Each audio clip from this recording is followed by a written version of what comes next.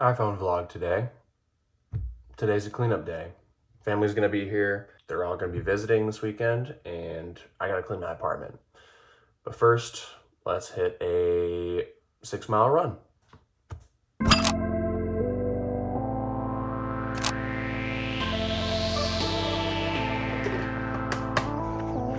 Mile 1, mile 3, 4 miles, mile 5. Let's get it. Mile 6.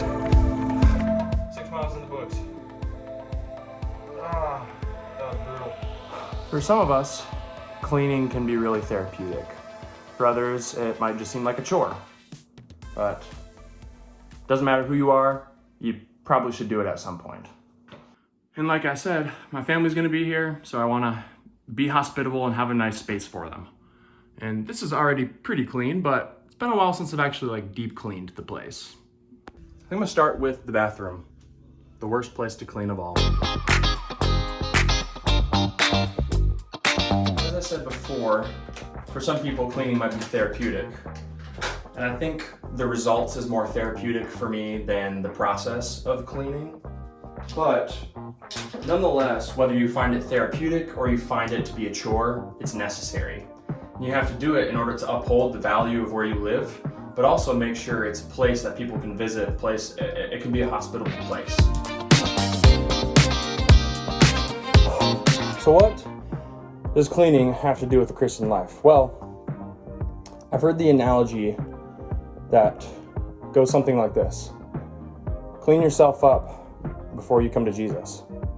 That's actually just not true though, because if we feel like we need to clean ourselves up before we come to the Lord, before we go to Him, then that must mean that our own salvation, our own holiness and righteousness is in our hands. But that's just not true.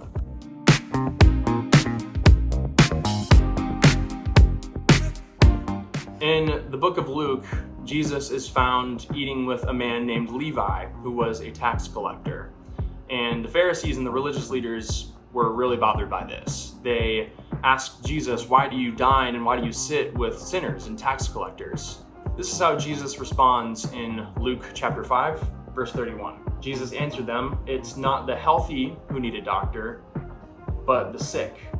I have not come to call the righteous, but sinners to repentance." And so it's not show up and clean your life first and show up to Jesus. No, Jesus is saying that those who are sick, those who are dirty in a sense, need to come to Him so that they may be cleaned, so that they may have salvation, and so that they may become righteous in God's eyes, following Jesus. Clean up your life first, then follow Jesus, or follow Jesus and then be cleaned?